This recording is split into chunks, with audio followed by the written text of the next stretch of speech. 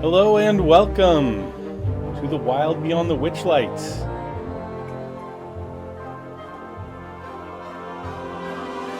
Hello. We are going to be gaming here tonight. We got some interesting things that happened in the last game. My name is Rob. I am the GM here for the Wild Beyond the Witchlight, running here at Misfit table. We've got a few players here. Let's do a quick introduction, and we'll start with Chad. Hi, everybody. My name is Chad Yarish. I'm sure everybody knows this by now. And I play Samarand Lad, lovable halfling rogue. All right, Brandon. Hi, I'm Brandon Jenkins. You've probably seen me around here every now and again. And I play Sulphira Eventide, Twilight Cleric of Saluna. Callie. Hi, I'm Callie. I play Tana, Gnome Barbarian, and elder sister to Thorn and Sam. Okay, and Ashton.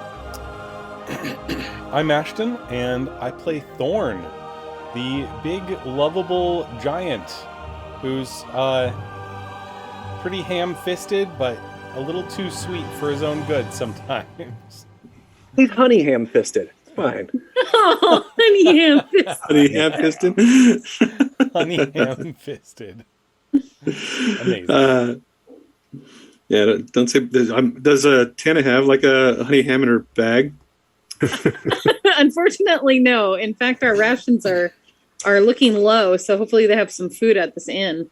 They But I do. feel like she would have the ingredients to cure a ham, just not the actual ham itself. Yeah. Oh yeah, she definitely has 3 pounds of True. salt, that's for sure. You never know if you're going to need it, guys. You found some That's true. salt. Curing meats, magic circles, seasoning food. The Like, possibilities are endless. Yeah. I have all sorts of things. I have sunscreen. I have chapstick. I Sunscreen? want to know what fantasy Yeah. world sunscreen looks like. What is what medieval is it? fantasy sunscreen? I mean, it's probably just mud. And it's not called sunscreen, it's an unguent. Ah. I have a feeling that this sunscreen is it's a multi-purpose thing. You can protect your skin with it. It softens, wrinkles. You can cook Goes with it. well on pie. I don't know. You can use it for It's bacon camouflage fat. when you need to Yes. hide in a swamp. Camouflage. Also, war paint. It's woad. It's just woad. Sunscreen is it's just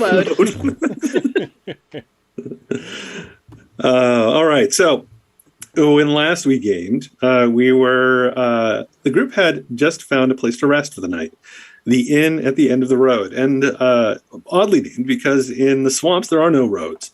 In fact, you found this thing kind of just perched at the edge of this sort of boggy swamp, part of it lowered into this shallow waters of a bog. And you had come across it just as a bar fight had broken out in the inside of this place. You were all exhausted from having fought Agdon Lawnscarf, the brigand prince of Prismere, and collected Clapperclaw's head.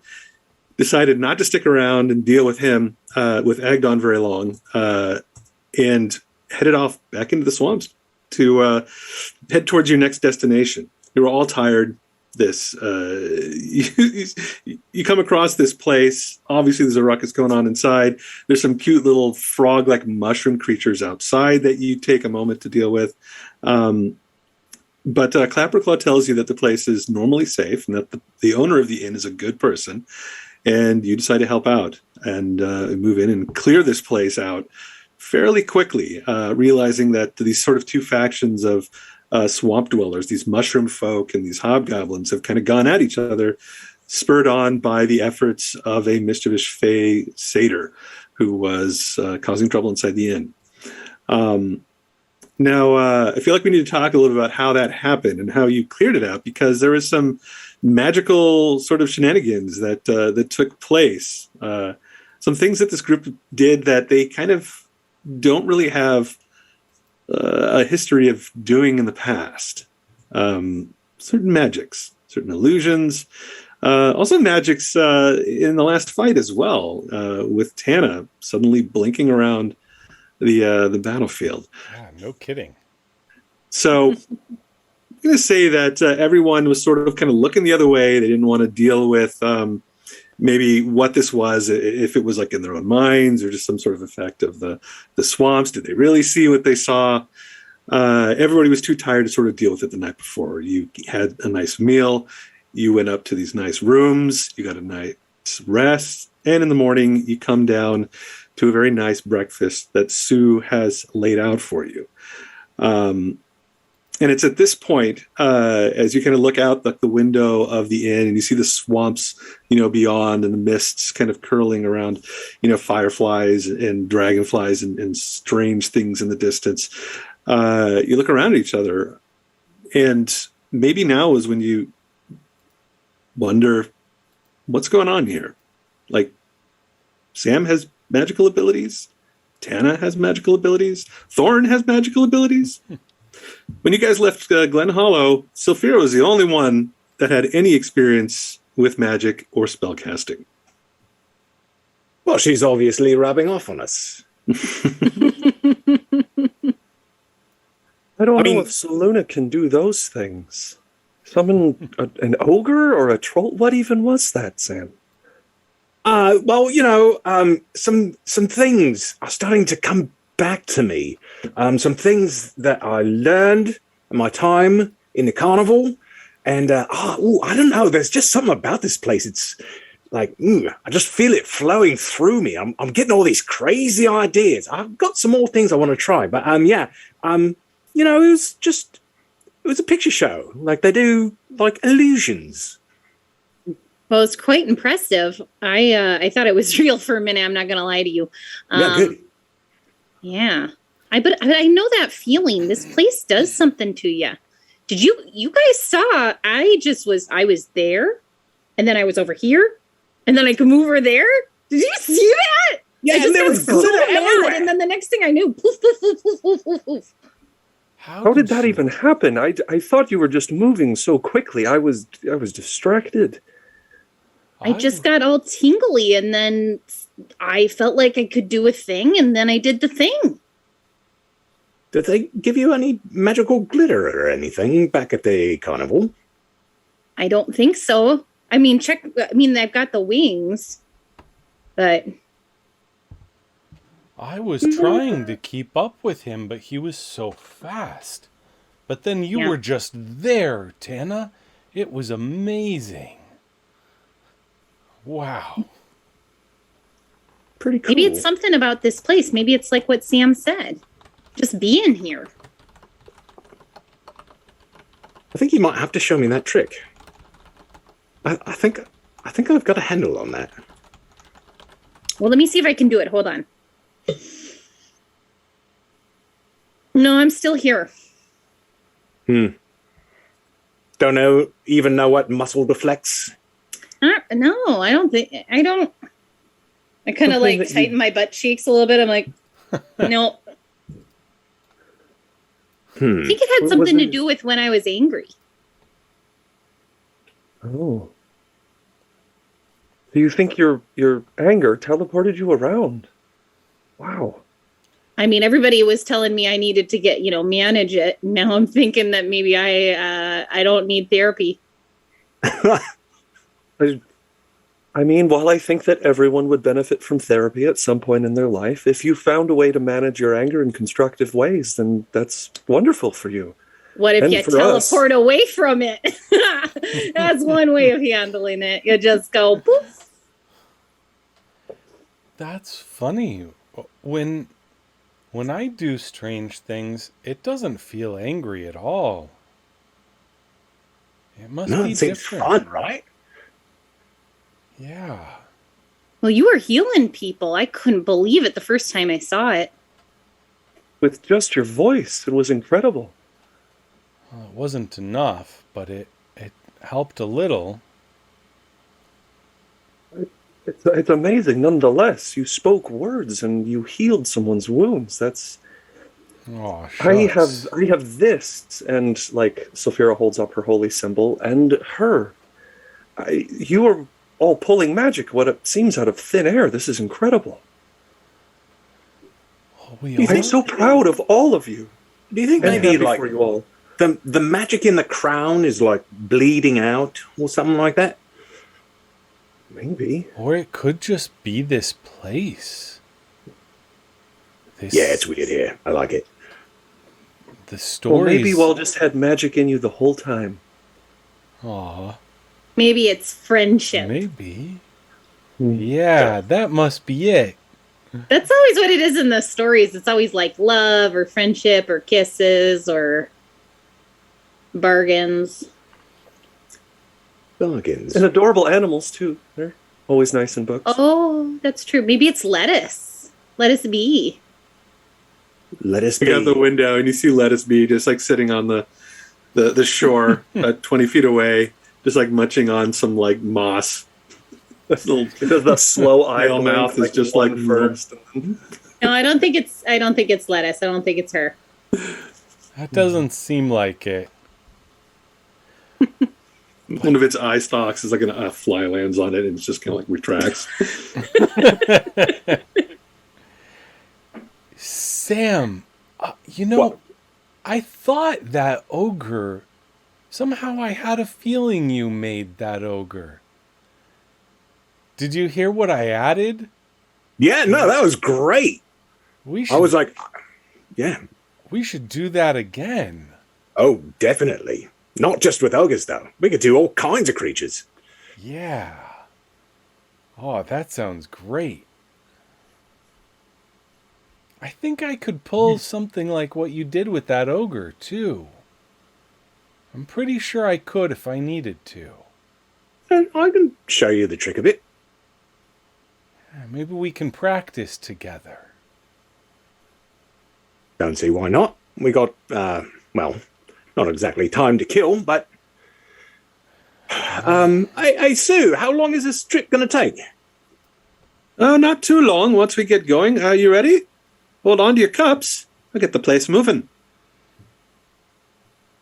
I hold on to my Oh. cup. Wait, well, what do we do about lettuce? Lettuce? Our Or snail snail. friend outside. Yeah. Oh, that's your snail out there. It is now, yeah. Can he come in? As long as he doesn't leave snail tracks everywhere. Sure, there's enough room, I suppose. Well, we'll clean it up. She when op- they- She opens the door, and like you see that Lettuce's shell is just like too wide to like get in the door. Like you kind of like you're trying to coax him up, and like his head comes in, and the shell just goes like boom, like up against the door. Is the structure big enough that if Lettuce Bee crawled onto the side of it and just stuck there that we could move? Yes, it is. That was going to be the suggestion. Just have it slime up the top. It takes a little bit of give me like a handle animal. Let's see how long this takes. Okay. Eventually, anyone- you will be successful. This whoever's leading Lettuce. Let's just see how easy or difficult this is. Well, I will try to lend a hand, but I am not that helpful. Hopefully somebody does a better job than me. I got a 7. Round of 17. Nice. Oh, with the first natural one of the night, I'm going to be absolutely no assistance. Yes. I'm sorry. was- What am I rolling right now? I was Googling if snails have a gender. They don't. They're both male and female. Yes, let's be accurate. Looking up the important things, yes. The important things. Very relevant. It's relevant. Handle animal is the skill. Okay, well that I got. That's 19. 19. Does anybody get better than that? I missed that. No, I got a 17. Yeah, Tana got a 19. All right. So Tana leading the charge. yeah, the your group. Some of you kind of like are out there giving it your best shot, and eventually Tana just like comes out and like whistles and points up at the roof, and this thing just slimes its way up to the side, and like you see like through the window like the whole track kind of going across the glass, and then it just vanishes up onto the roof. Good job, sweetie. I'll let them know your pronouns. Pretty sure it's a they them. It is. And once the snail is secured to the top of the inn at the end of the road, Sue moves out to the door, closes it, pulls on a rope, and the gangplank comes up. And the Then she heads back over to the bar and seems to sort of be like talking to like the bar itself, kind of whispering. And a moment later, the whole building sort of rises slowly, like a couple feet, and sways a tiny bit, and then starts sort of rocking and turning. And a moment later, a little bit like a ship on the sea, this thing just starts swaying and moving. And you see the landscape out the window sort of drifting past. And this thing has, if you look out a window, you look down and you see like, there's got to be like 100 feet or so under this thing, like giant-sized feet that are sort of shuffling along, occasionally like stepping on rocks or, rough terrain and moving this thing over almost anything, any obstacle in the swamp itself. Also seems capable of going in some of the deeper spots of like these rivers and ponds. The lower section of the inn occasionally gets a little submerged, but that doesn't seem to slow it down very much. I wish I could see this from the outside. As we're traveling, I want to take out that sword that Sir Talavar gave me, and I just want to give it a once over. I want to look over it. You've been using this, right, in the last couple battles? Yeah. It is definitely nicer than any sword that you have used before. It's lighter. It seems to be quick. It can cut like nobody's business. The edge doesn't seem to have been dulled by any of the use that you've given it. And you know that it's magical. It's got almost like this little bit of a glow to it, like when you've looked at it in dim light. Does anybody have Arcana as a skill? Not proficient. No. And Thorn doesn't have that Jack of all trades or whatever it is. No, alas.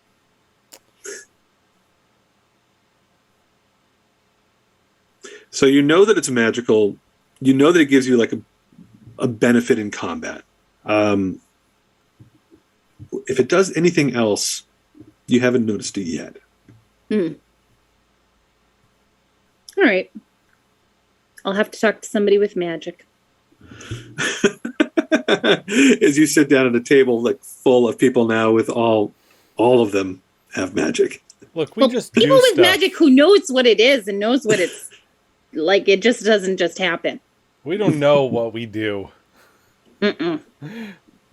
Over the bar, Sue is sort of like, I know what you mean, dearie. Some of it just comes naturally to us.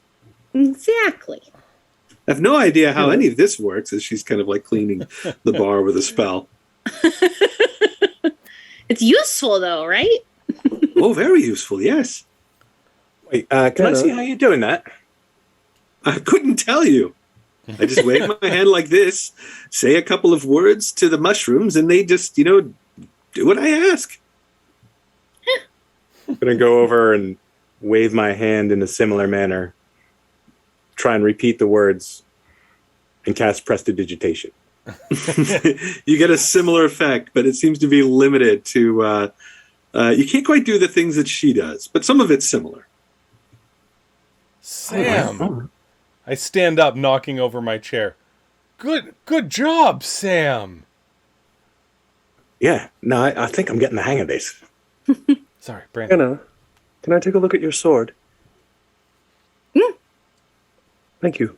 And I'm going to set it down, and I'm going to pull off my holy symbol, and I'm going to pull out a book, and I'm going to start sketching it out, and I'm going to look at it, and I'm going to ritually cast Detect Magic. All right. The sword is definitely magical. It has, I think it would be a transmutation type of enchantment to it.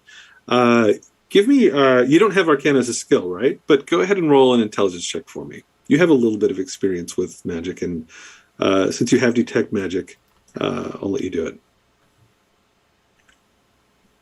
Oh, 18 plus 2, dirty 20. All right. Mechanically, this is a +1 sword. It doesn't do anything else other than that, but you recognize some of the enchantments. Look at their basic, wartime enchantments to keep this thing sharp and strong and light. You've heard of these things just maybe from your father, who told you, at one point about magic swords in general.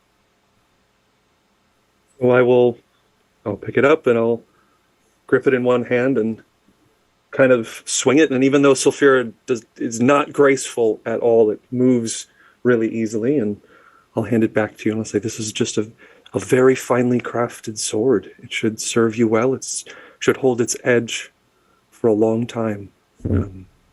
Oh, good. All right, so no surprises. That's good to know. No, nothing else. It's just a really nice, really well-made sword. All right, well, I thought with our luck it was probably cursed, 5 ways from Sunday, so. I wouldn't be surprised. Watch your things. That sword might try to steal them in the night. What? No, I was making a joke. Oh, okay. Oh, I'm sorry, Sulfura. You make so few jokes. I thought you were serious for a minute. Yeah. It's really hard to tell with you. No, keep going. It was very funny. I guess we're all growing in unusual ways. And Thorn I'm going just to awkwardly sip my tea. Group awkward tea sip. Sue grabs some tea over the corner, just drinks a little bit.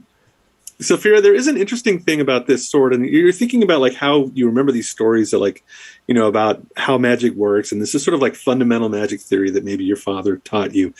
But there is also a vague memory that you have, and there's like a hole in this memory. And you think that it that there was somebody else part of this conversation you had with your father. And you can't help but think that it must have been your mother. And that some of this knowledge somehow comes from her, but you can't remember it at all. While I'm thinking about that, and after the awkward joke, Sulfura just gets kind of quiet. Oh, Tana thinks it's because she broke your spirit. Oh, no. Oh, no. She's just going to be really nice to you for the rest of the day. Thorn just kind of clears his throat. Anybody want a song? Sure, little light traveling music. Go for it. Sue says, I'd like to hear something. I'll pull out my pan flute and kind of just practice, but also like perform, do some music for everyone.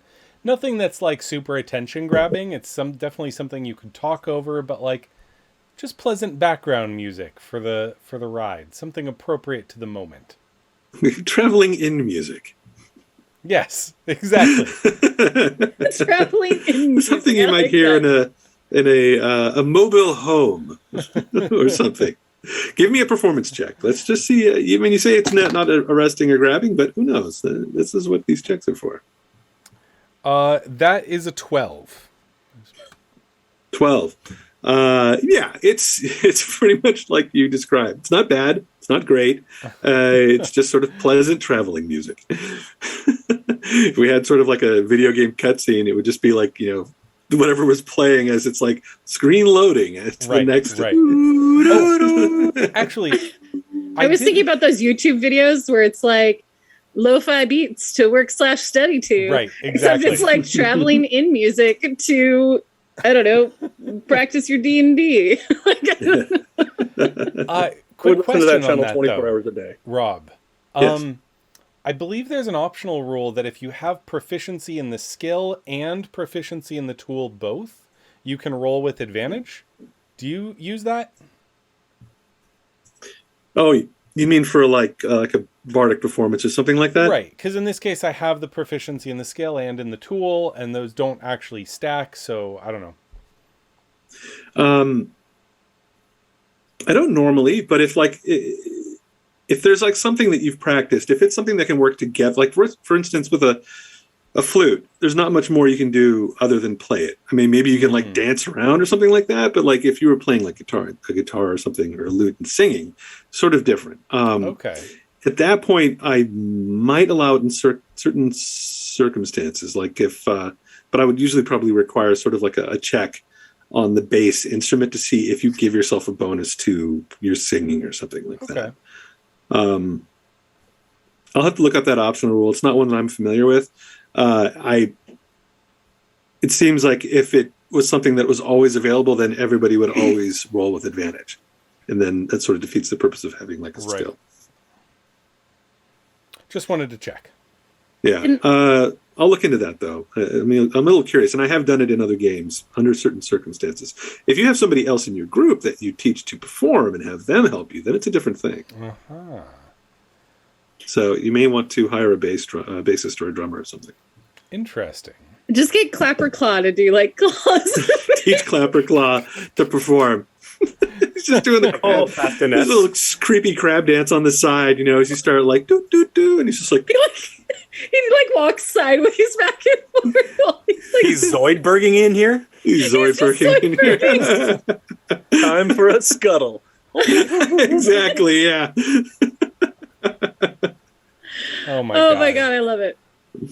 I want to take Sulfura aside and say, hey, Sulfura, you got a little bit of healing magic, so I want to ask you, I'll maybe ask Thorn too, but could you remove this? And then I kind of like pull down my pants a little bit to show her the brand on my booty of the like 3 little bunnies in a triangle. Just be like, I don't feel like it suits me. Let me see. That's not the tramp stamp you want? No. It's more like a rabbit stamp or something. Bandit stamp. I don't know. I'd have to do a little bit more looking into this. All right. Well, it's fine. It smarts a bit, but I can handle it. Looking at it, does it look like a normal scar or like a normal burn? At this point, it looks like it's a burn that's probably going to become a scar unless like you use some sort of magic to help it heal. Okay. It's a normal burn. It's not like it doesn't seem to be like at this point like a magical brand. At least, Okay. and you have your detect magic like that you had up. You didn't sense it before.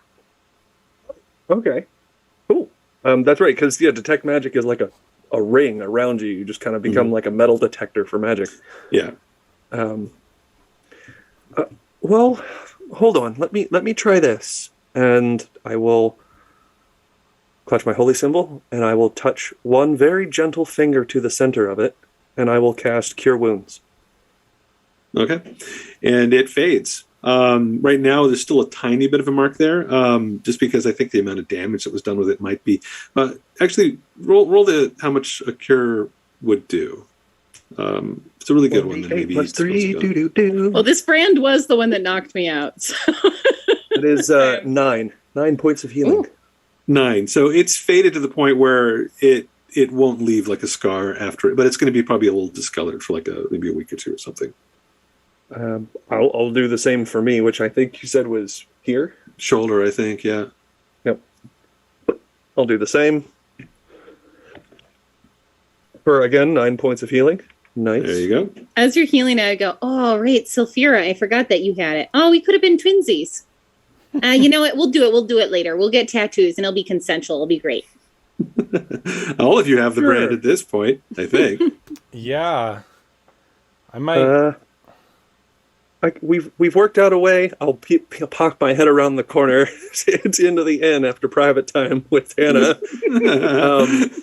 and be like, "We found a way to remove the burns. If you'd like, I can." And my finger's still kind of glowing a little bit. Ouch. Sam, you first? Sure, yeah, right. Where'd he get me? I'm trying to remember where Sam got. I thought Sam was like in the arm or the leg or something like that. I think it was leg. in the arm. Arm? Let's say arm. That's good. I think Thorns was in the leg because Thorns is tall. No, mine was in the hand because I was grabbing Oh, that's right. him. Yeah, because you held your hand out or something. I was And trying to he- grab him. Yeah, and he basically jammed it right into your palm. Yeah. I mean, it So that kind is- of blends in with the other scars, burn scars all over my hands. I don't know if this one really blends in as much because this was like straight on, and it's distinctive. The other burns That's are true. old and faded, wouldn't and mind they doing didn't have something about they it. weren't designs, Yeah. Sam, take 6 points of cure wounds. Thank you very much. Tim's Ye is still a olde little bit visible. But tattoo removal. I mean, it'll be fine in time. Tattoo removal. You should charge for this. And Thorn also 6 healing. Sorry I wasn't able to get the scars off of you guys as well. Oh no, this is great. This is really good. Also, if we need to make some extra money, we could sell out your talents. We can't be the only ones who have, burns or tattoos or something that they want removed. So, that could be a career path for you. I suppose, but it's not really my talent. I'm a conduit for Saluna's magic. I'm just saying. I kind of look down at my coin purse. I'm like, we don't got a lot here. We don't have a lot going on for us. Wait, you have money? I got 8 gold pieces, but that was my inheritance. And now we got nada almost, pretty much. Well, I don't know how we're paying for staying here. Don't tell her. I don't. Oh wait, we saved the place, so she's letting us stay for free. We can't be saving everywhere though. Do all of you have money and I don't? I've got some of my earnings from the smithy. Yeah, and I've been working at a carnival for 8 years. I managed to save up something. Well, Sylphira, you do charity work. Yeah, you got to advocate for yourself, honey. And I mean, it's not often that the people I work with can pay me. No, Most I get of them that. are dead. Some of them are dead. And now you can do tattoo removal and you'll get coins. I'm just saying. It's another line of work. I see your point.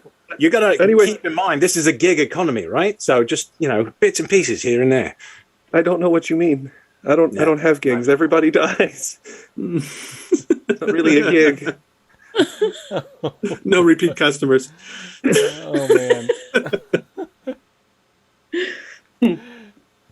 And if they do, it's a problem. Yes. It's a whole other spiritual problem if people are coming back to complain. All right. So the inn kind of just keeps, waddling along through the swamp, rocking kind of steadily, one side to the other as it goes up and down like these little moorish hills and into little streams.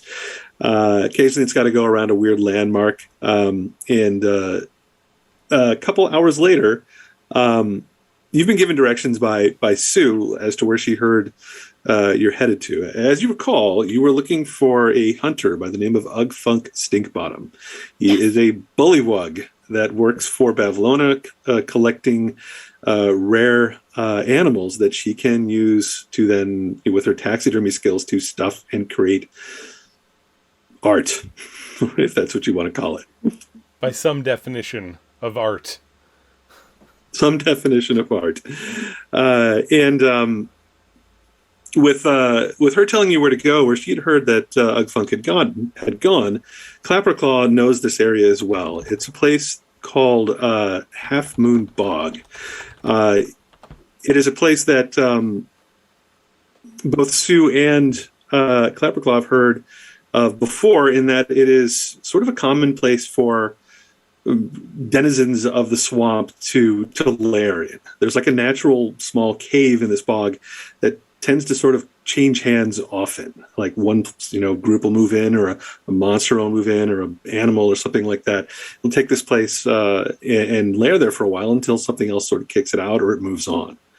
And from what Sue has heard, Ugfunk was headed there, looking for something particular for Bavlorna, something she was seeking. But he was a little cagey as to what it was. Interesting. And how many of the 5 favors for Bavlorna have we completed so far? It was we unplugged a drain, we got the 2. book. It's 4 favors, as I understand it. I don't think there was a 5th. So Yeah. there was the preservation Fifth was the pool. potential for disenchanting the armor, right? What was that? The fifth one that was going to possibly be added was for disenchanting the armor. But Yes, she said but she would think about it. She hasn't given us that the one was 5th not one agreed yet. to yet. Okay. That was something you asked, and Thorn was trying to get it for free. And she was like, free? I don't think so. Do you want to add something to the deal? At which point everybody's like, no, I think. Don't do it! Pump the brakes! Well, she Yeah, did I tell feel me like to Thorn leave was it sort of there. dragged out of there by his ear before more, things were demanded of you. Oh, No, but dear. there was the preservation pool. That was basically fixing her plumbing. That was done. There was finding the missing book, the big book of bad blood. You did that as well. This one is picking up a package. I think you were complaining about going to get her mail. Right. And that is finding this bullywug hunter and returning with a creature that she had basically commissioned him to capture and kill and bring to her. The fourth thing is something that requires going to the neighboring realm of Thither, where her Right. sister Skibatha Nightshade resides, and stealing something from her sister. That's right. Portrait of Skibatha, actually, from Loomlurch, which is where Skibatha, that's her version of Downfall. And I'm sure Skibatha is going to take that just swimmingly. Oh, she's going to love it. Oh, She's going boy. to love it. Bavlorna did not tell you that she would give it to you. I think she told you had to take it. Yeah. That you would have to basically steal Steal it it? from her. Mm-hmm. She I love how she's claims that making it this- belongs to her and that she had it commissioned, so it's not stealing. But I think Bavlorna has sort of hinted a few times, and then your dealings with Agdon, he sort of reinforces this idea that she thinks everything belongs to her. So, like the rules Oh, of my God. Prismir don't apply to the hags, or at least they don't apply to Bavlorna in her own mind. Got it. For sure. Well, in the meantime, we're on a inn with legs, traveling. We're gonna go find that bullywug, frog person. Frog prison. All right. Yes. Let's find this guy. All right. You spend a few hours, like I said, kind of marching through the swamp in the inn at the end of the road, and eventually you come to an area that Sue, she whispers again, kind of underneath the bar. The inn comes to a rolling stop, kind of teeters for a moment, and then settles down into the swamp again. And Clapperclaw's looking out the window. He's like, "There it is. I can see it in the distance. There's Half Moon Bog." And Sue says, "I've kind of stopped a little bit short of it, just in case there's a new resident in this lair. Wouldn't want to get too close myself, so you might have to walk the rest of the way. It's not too far though. You can kind of see it in the distance there." Hey, Sue, I was wondering, something just occurred to me. Do you have any, do you have any charcoal or incense, anything like that? I do. I have both. Um, Do you need much of it? I mean, well, I don't know how to put a monetary value on that. How much So- do you need? Well, I have this idea, and I don't know if it'll work. But this is something that just came back to me. I saw some of the magicians at the carnival do this thing, and I think I could do it if I had all the right stuff. In actual technical terms, it's 10 gold worth of these materials, plus a brass brazier. Got it. Now, question is, plus a brass brazier. Now, do you need to keep the brazier, or do you just need to borrow it? Just need to borrow it. Just use it for this one thing. So when you start going over the ingredients of what you need, she's kind of like, at first she's writing down some of them, and it's like, oh, no problem, I have that. Yeah, easy, plenty of this. Charcoal and some herbs, and then you start getting some stuff that's a little bit more rare. And she says, now we're getting to things that are they can be a tad hard to find, maybe a little bit expensive. Do you have anything that you might trade for them? Anything that I can use here? Well, I do have some gold.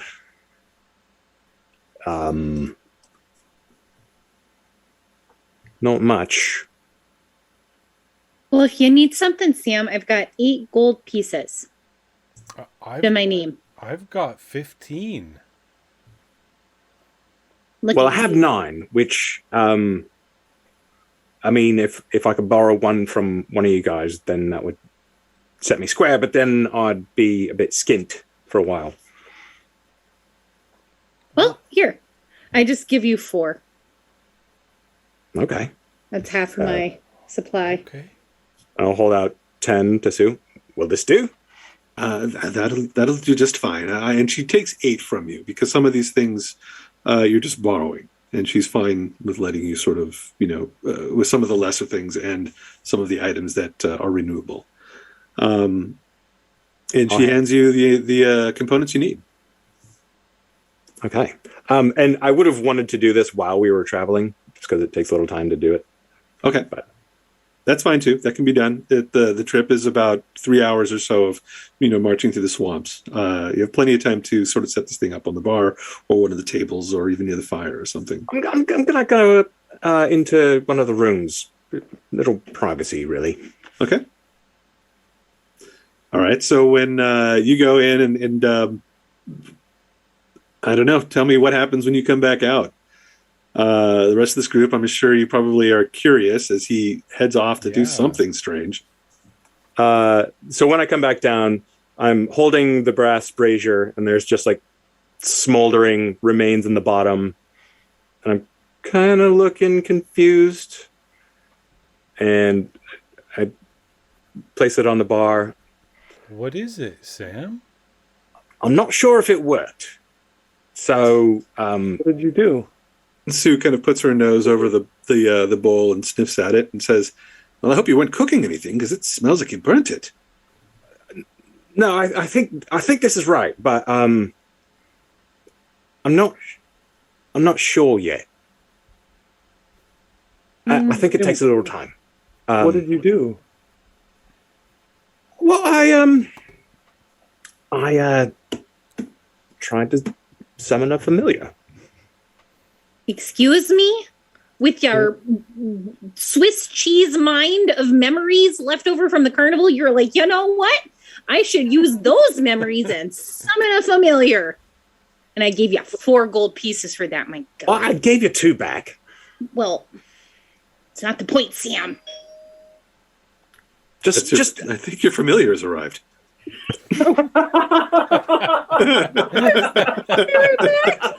Inspiration! they can ring That was doorbells. amazing. Don't give the DM inspiration. What are you doing, Brandon? I didn't know Uber Eats delivered familiars. You're thinking, Damn. Sam, and I my am going God. to take inspiration from that. You hear a little jingle of a bell outside the door of the inn at the end of the road as you're moving along. And Sue looks at the door and is like, "That's strange. We're moving. No one should be able. It must be fairies with their wings playing tricks again." You're sort of close to the door, though, so if you want to go and kind of like look out the window, or she says, "Be careful. If you open the door, there's the gangplank is still there." All right. Well, I'll grab onto the door frame and slowly open the door. We'll say that you've kind of just arrived at your location as you're doing this. So like maybe she was getting ready to open the gangplank and whatnot as well. And as you open the door, you see there's this secondary door of the gangplank, which is to be rolled down from a rope. What do we see outside? There is a small little barn owl, just sort of like perched on whatever there is to perch on. Probably a little bell that's off the side of the door. And it's probably just like picking at it or something with its beak. I'm just going to raise a hand up to it. It hops onto your hand. And I get this feeling of connectivity as our eyes meet for the first time. I was like, it worked. Sam, is that your owl? Yeah, I think so. Can I pet it? Yeah. I come up and try to pet the owl with one finger. What is the owl's disposition, Sam? He's friendly. He's a nice little guy. To make a little hoot sound, hoot, hoot, hoot, as like you pet the top of it. It's a little owl, right? It's not like a huge barn owl. It's kind of like a smaller one. Yeah, I mean, ish. But yeah. Small sized. Cool. Tiny for creatures. Its head kind of like turning like in all directions to take everyone inside the inn.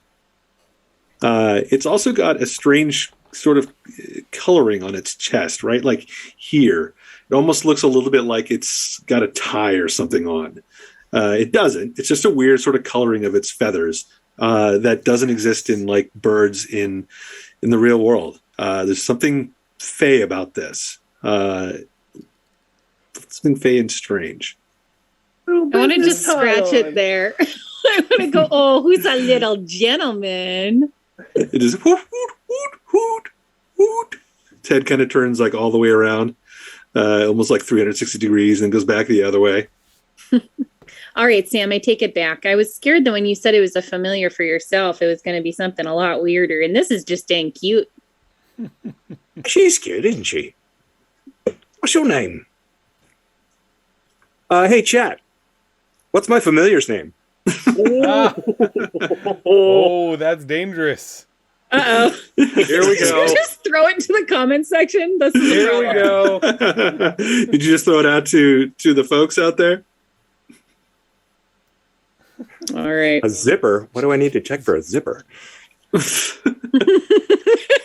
it's not actually a familiar, it's like an imp in disguise. And it's wearing an owl suit. Hedwig's already been done. That's a little too derivative. Hedwig. Hey, I'm pretty sure that's copywritten. Yeah. I don't even know if that's derivative of anything. That's like, I feel like we're gonna have to Google every suggestion that comes in to make sure that we're not like stealing someone else's idea. What are the thoughts that are coming in there? I'm not watching the stream because it's hard for me to do that and try to. Well, we'll let it go for a little while. Maybe she needs to do something. Maybe we need a little bit of inspiration from our viewers. So we'll let that kind of sit there. Now you have this little owl that's kind of sitting around. It after it looks around the room, it kind of hops off your hand and lands at the end of the bar and starts like poking at some of the crumbs of your breakfast. What color is she? What's she look like other than like having the Speckled brown, like brownish tones of brown on her feathers, with the like whiter feathers on her chest with that little strange little bow tie or whatever mark. What about say bow tie? We could say bow tie. It almost sounds like she's wearing like a vest with like a bow tie. Oh, I kind of love very it. fancy. It's very fancy. Cool. Flethers. Her name is Flethers. Leathers. All right. Well, we can come back to that. But you have now arrived at this location, and you can kind of see in the distance there's a sort of a rise in the swamp ahead. Like most of the area you've seen has been pretty flat. There have been like some of these walkways, like for instance, the tollway had a ton of these wooden walkways crisscrossing it, and you can see that there's another one of these that kind of passes through this strange landmark up ahead. Although it's kind of older and some of it's fallen apart. Sue tells you that this landmark, like it happened because there at one point early on in the history of Hither, when it became Hither, when it ceased being Prismere and was sectioned off into Bavlorna's realm, in the times of the floods, there was a small keep here at one point that had its own little well within it. And the story that she tells you about Hither, and part of the reason that it's flooded, is because of some of the small villages and towns and structures that had wells. All of them flooded when Bavlorna moved in. Something about her moving into this area caused all of the waters to rise and all the wells to basically be spoiled and overflow. And this area is one of those. And they tried to plug up the well here. And they succeeded for a short amount of time before one day it just exploded. The keep went flying everywhere, and all this goo and silt that had been built up beneath the well sort of spilled out all over the place and became sort of like a thicker bog, muddy bog area. So it's a little bit almost worse than the rest of the swamps you've been wandering around in. A little bit more muddy. a little bit thicker in the waters beneath. Like it's more mud than it is water. But there is like a stream that kind of goes by it as well. How do you want to approach?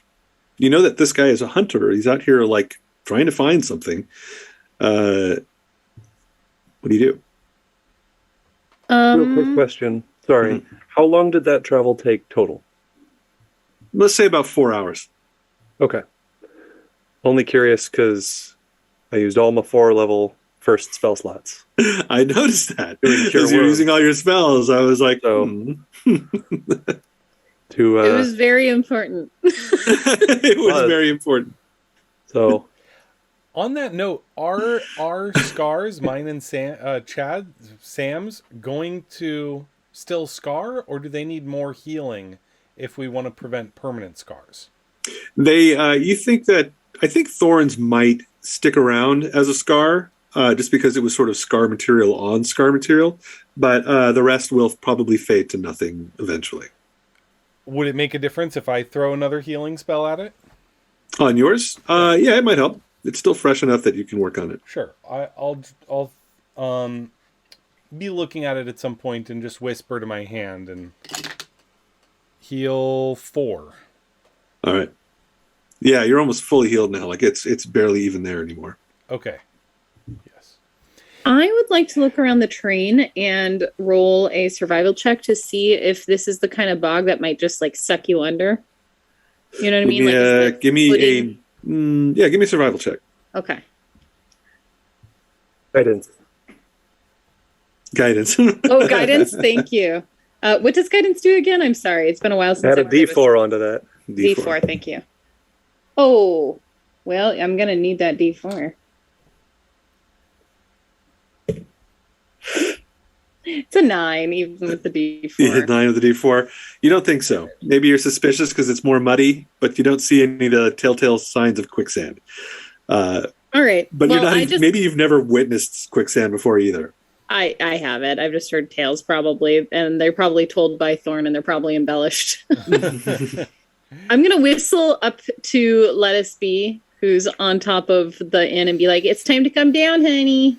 A couple of eye stalks look over the roof, down at you, and then this thing just slithers over the top, like real slow. Comes down the side of the inn and ends up back in the water. All right. Everybody hop on. Is your plan to bring Clapperclaw with you, or to leave him at the inn, or what? What do you want to do? As you're kind of mounting up on Lettuce, Sue's at the door, and she's like, "Would you like me to wait around?" Would you? That would be fantastic if you could.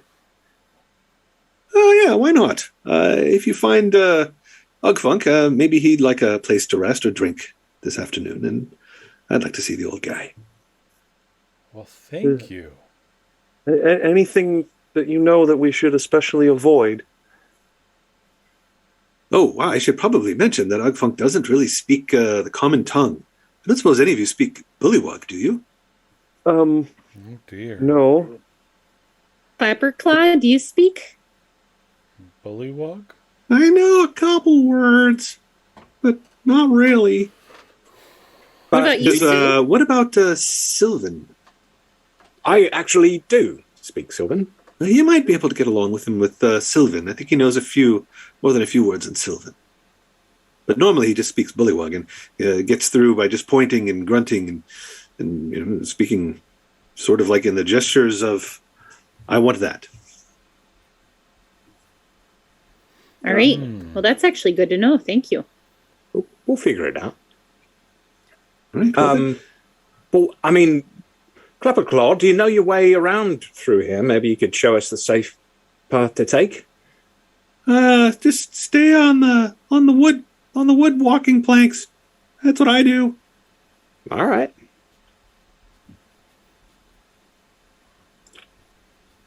All right.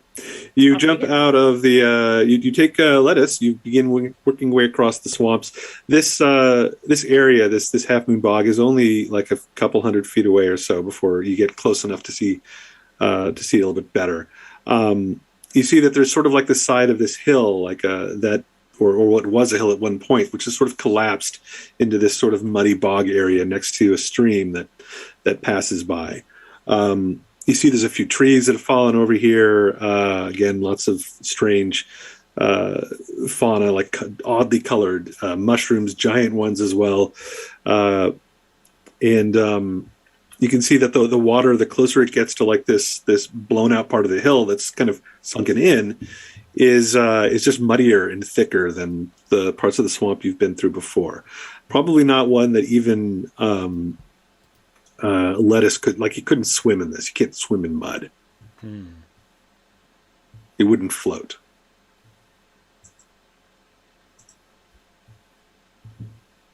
I'm going to have a little chat with my new friend. Wendy? You like Wendy? No. Stella? It kind of gives you like it's not sure. Seems like Wendy it likes maybe a little bit more. Wendy. All right. Well, we'll stick with that for now. Can you, fly up and maybe take a look around? And when you tell it that, the bird takes off. Where is it? Is it like riding on your shoulder, or kind of like hopping from like bush to branch or something, or what? Currently riding on my shoulder. All right. We're getting to know each other. Leaps off of your shoulder and flies up and circles the area ahead. Do you have any sort of special ability to communicate with it when it's reconnoitering?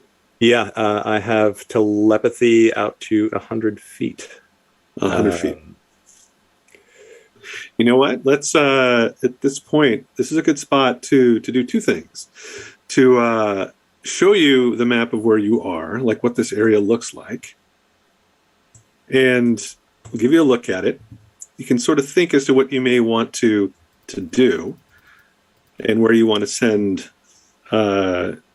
Wendy.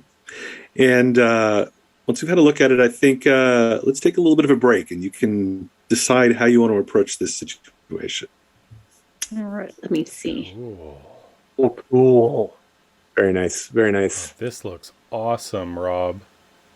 Oh, the color work in the water is fantastic. Definitely got that bog vibe.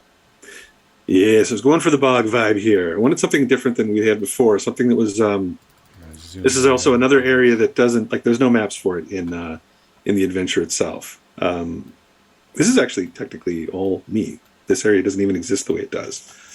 But Nice. Cool. Nice. I wanted something interesting. I wanted something visual and something different than the plain swamps you've kind of been in before.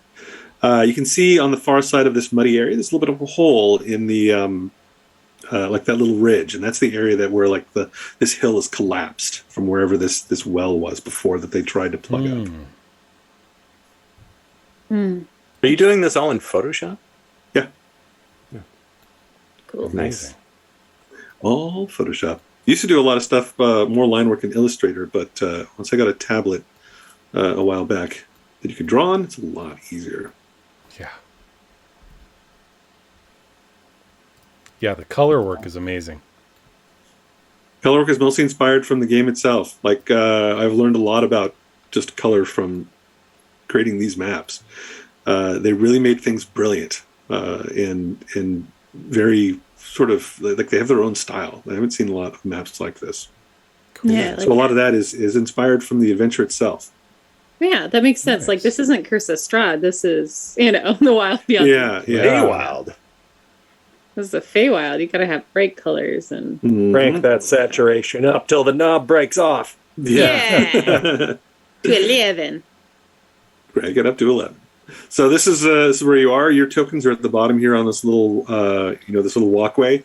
This has got to be like an extension of the tollway from the Brigand's Tollway at the center of the swamps. And this is just another area further out that is probably less used and less maintained. So, Rob, how long does it take you to make a map like this? We got an ask in the chat, and since you're busy DMing, I thought it would. This one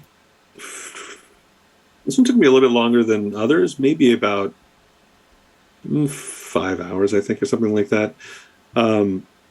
But these are actually so now that I've sort of figured out a style with these, they're kind of quick in a way because Right. they're all very kind of similar, at least in Hither.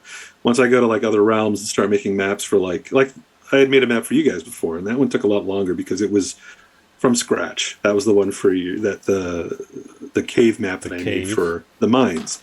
Yeah, for one of your professional games. That one took longer because it was all like I had very little to work with before, and I had to create a lot of custom stuff for it. Well, that's the thing that people don't realize is once you figure out what the language is, it's a lot easier going forward. But you got to figure out that language first. Yes, there's a lot of time figuring out the language, but once you've got that down, and it's also assets too. Like some things, once you've created them, like you know how to do it again. Yeah, you just and sometimes you can edit things rather than create them brand new all the time. Yeah. I had to make a bunch of maps for this video game at one point, and it was top-down maps. And they were like, make them kind of watercolory and kind of look like they're an old map from this century. And I was like, oh, God. But once I figured out what the language was, it was a lot easier. But the first one took forever, and then the rest I could kind of crank out.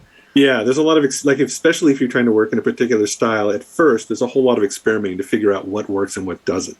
But then once you've figured it out, it's like if you need to make another one, it's a lot easier. Yeah. So what I'm hearing is that if we ever want to hire you for more maps in that same cave style, that would be easier. It'd be a little bit easier. Yes, for me. All right. Good to know.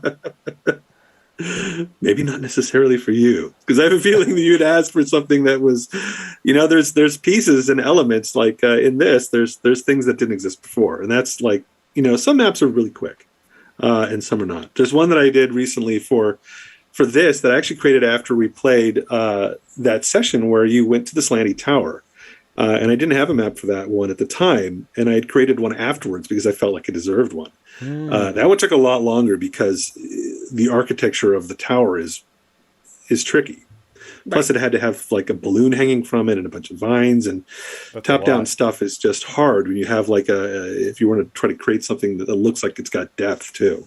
Yeah, there's a little cheating. I kind of want to see what you came up with, even though we're done with that zone. I'd love to check it out. Maybe you'll have to go back there. Maybe I'll bring it in here and show it, between on a break or something like that at some point. But speaking of breaks, let's take one real quick now. And actually, during the break, I'll find that one, see if I can put it in Roll20, and you can kind of have that as a placeholder at some point.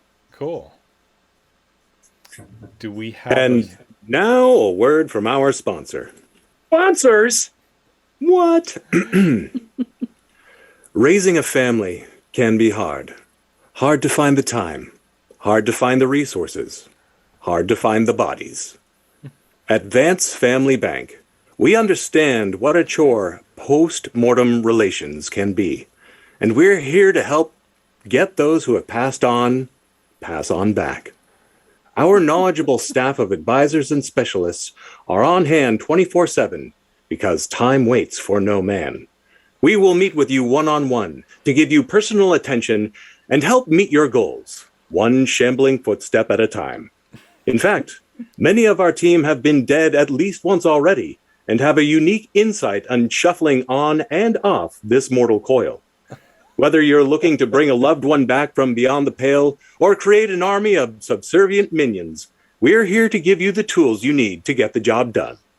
Sometimes literally just a shovel. If you're having trouble finding the right vessels on your own, our mortuaries hold thousands and thousands of corpses to choose from, spanning hundreds of races and creature types, from the newly deceased to your great-great-great Aunt Edna. We've done the exhuming, so you don't have to. If you can't quite find the cadaver that meets your needs, we'll be happy to help you mix and match parts so that you get the body you've always dreamed of. We only ask that you don't offer to leave a tip. Advance Family Bank. We have a large collection of spell components, embalming devices, religious texts, and informational pamphlets to make sure you get the right done right every time. Advance Family Bank. Your privacy is our priority. We know that not everybody has the same point of view. That is why we will go out of our way to make sure that what happens at Advance Family Bank stays Advance Family Bank until the time is right. Advance Family Bank, you're more than just a customer. The way we see it, you're part of the family. And we want our family to succeed. Because when you win, we all win. And by win, we mean add to the legions of undead that will eventually conquer the world and enslave the living populace in a cold vice-like grip. Vance Family Bank. Raise them right. The second time. This message brought to you by VectorCorp. VectorCorp, always ready to lend a hand. Oh, Vecnicorp. Oh my Oh, god. Technicorp. Insidious. Why Vecnicorp. do we keep them as our sponsor? They're the only one who are Froze my sponsoring us. assets. I don't know. They're a great sponsor. They're killing it. We have questionable judgment. We Yep. do. I Apparently. don't know. That bank froze my assets, and now I can't meet my grandma. Oh dear. It's Family Bank. The right done right though. That was Raise them right the second time. Oh man. Okay. See you in a bit. Yep. See you guys in a few. 5 minutes. We'll be back.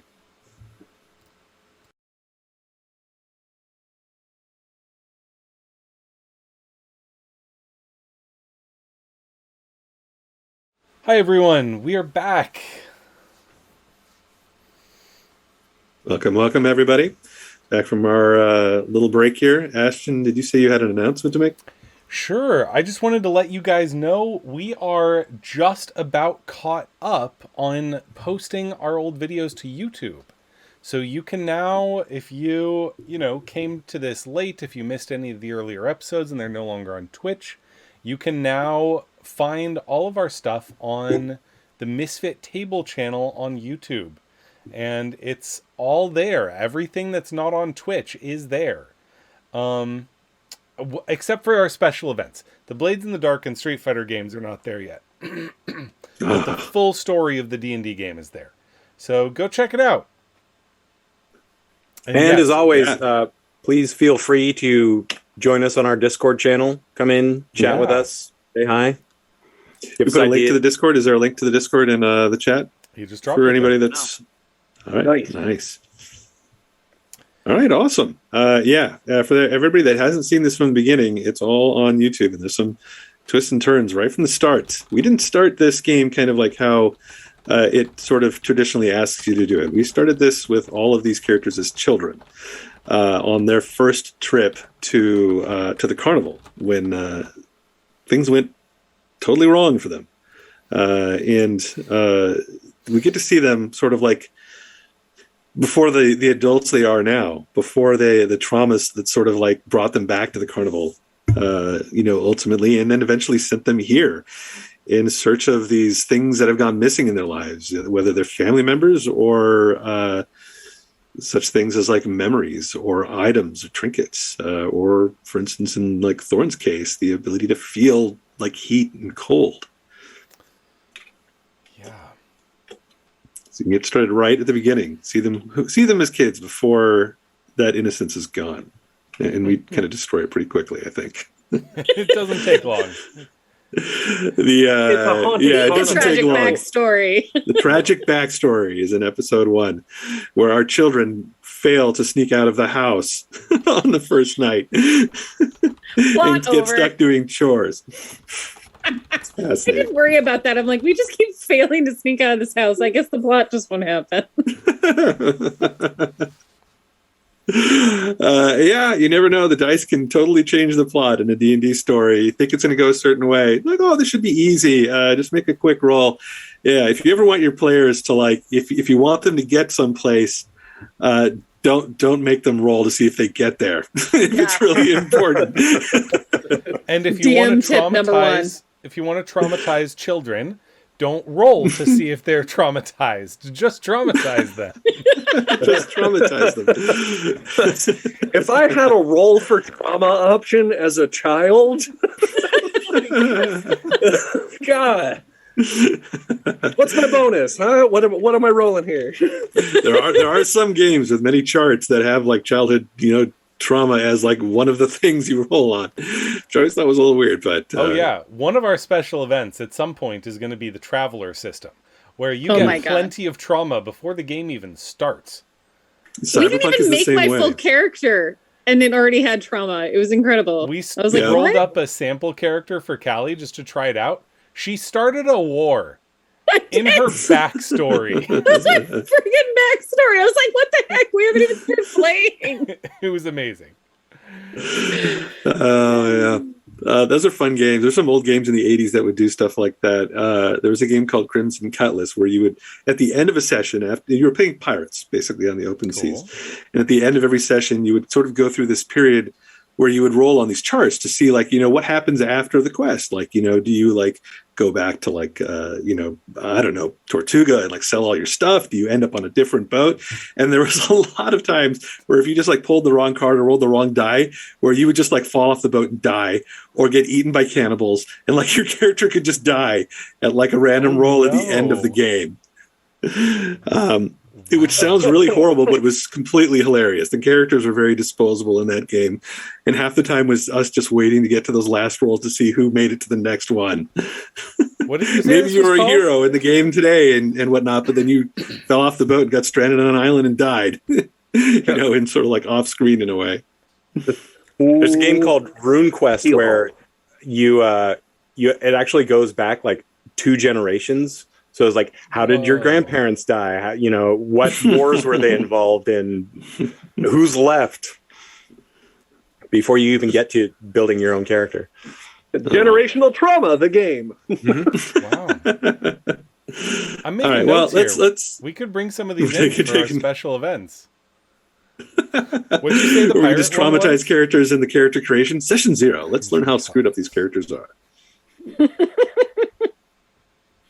That might be fun. That will be fun. All right, let's have some fun right now, though, here in the swamps of Hither. You're now at Half Moon Bog. This is the place where Ugfunk Stinkbottom, the bullywug hunter, has come to hunt something for Bavlorna. You have arrived here. You don't see a hunter about, nor do you see a thing that they could be hunting.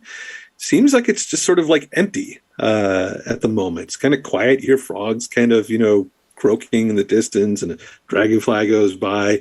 You see even in the distance, there's like a light that kind of goes between the trees. You're not sure what that was, but it avoids you and keeps going. And you find yourselves on like this sort of wooden walkway, kind of like the ones that were surrounding the Brigand's Tollway. And you can see that some of them here are in less good condition than the ones you saw before, some broken areas and whatnot. Everybody give me a perception check.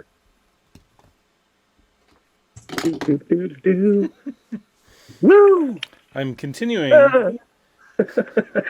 My days of rolling terrible perception checks are rapidly reaching a middle. 5. 5. All right. Mine have continued. 3. 3. Okay. Well, I got an 11, but Bernadette. Oh, is that her name now? Bernadette, that's Are we her just name. trying on different names each time We're you just refer trying- to her? Yeah, we're just trying on different names until one sticks. See what sticks. No, she only got a 9. A 9 too. Bernadette flies over and just like drops down at one point, obviously seeing something. Then a moment later comes back up, and a firefly is missing.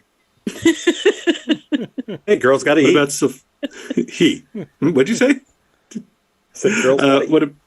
Okay. Brandon. Well, I have What a did you plus get? 5 in perception.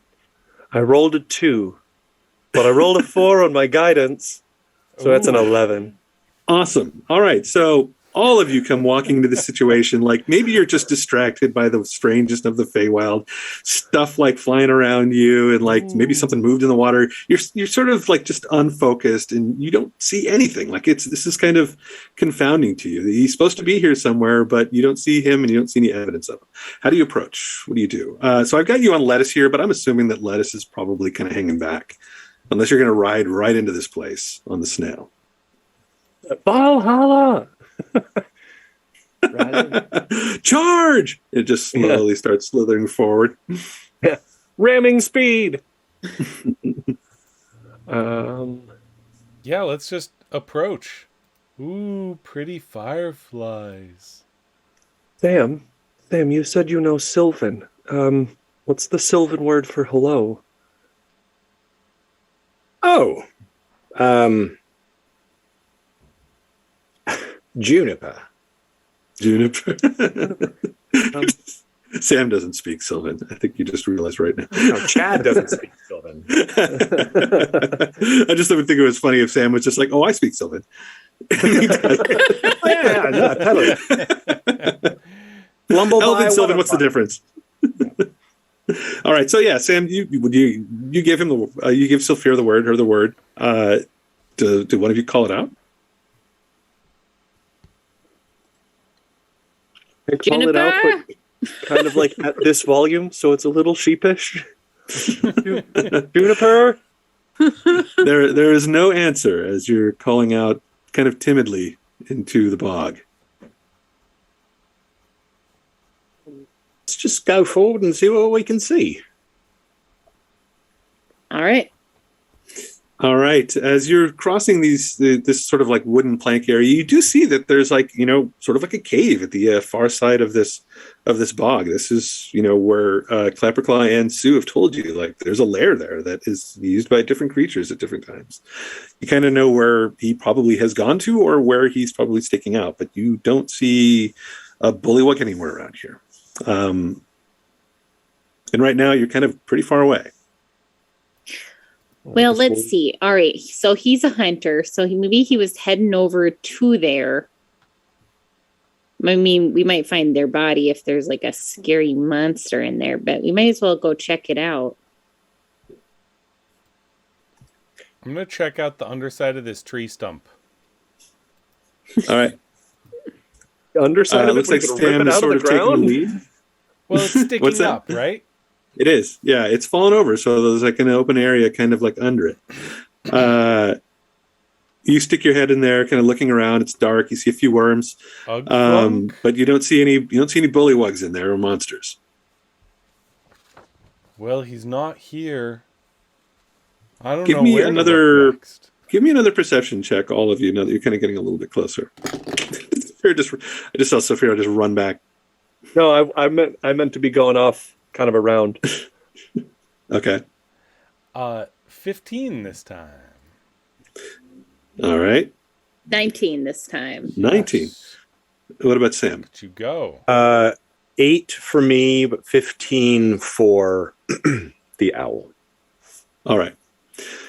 So, Thorn and Tana, as you're kind of looking around this tree, like Thorn, you pull your head out of this tree and there's nothing under it. Tana, you're like, what are you doing? Like looking under there. And then both of you kind of look over towards these rocks that are really kind of close to you here. And you realize that a couple of them aren't really rocks at all. They look to be like statues, or at least pieces of statues that have been broken apart. Like you see, like one of them is like, a leg that's sticking up out of the mud. And the other one is like a part of a body or whatnot that's fallen over. Sam hasn't noticed these things. He's kind of walked right by them. They're weathered and cracked and broken. And it's kind of hard to tell that they were at one point, or this thing was one point a statue. Sam, you're, is it Bernadette at the moment, or has it changed names again? No, Bernadette's good for now. Bernadette has flown over to another rock about halfway to this little cave entrance on the far side of the bog, and has landed on the rock. And it's kind of this weird pillory rock, and it's kind of like going whoop, whoop from this location, kind of hooting back at you. And it takes a second, it takes its beak, and it just pokes at the top of this rock. Move in that direction, somewhere in this area. Yeah, you know what? I'm going to bring a little owl in for you. I have a token for an owl. Let's use one. What if your owl's name is Juniper? We'll use this one here. I'm going to shrink it down a tiny bit. Oops. Here we go.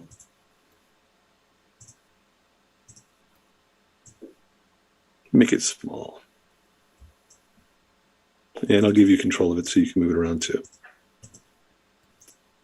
It is currently, right there on this rock.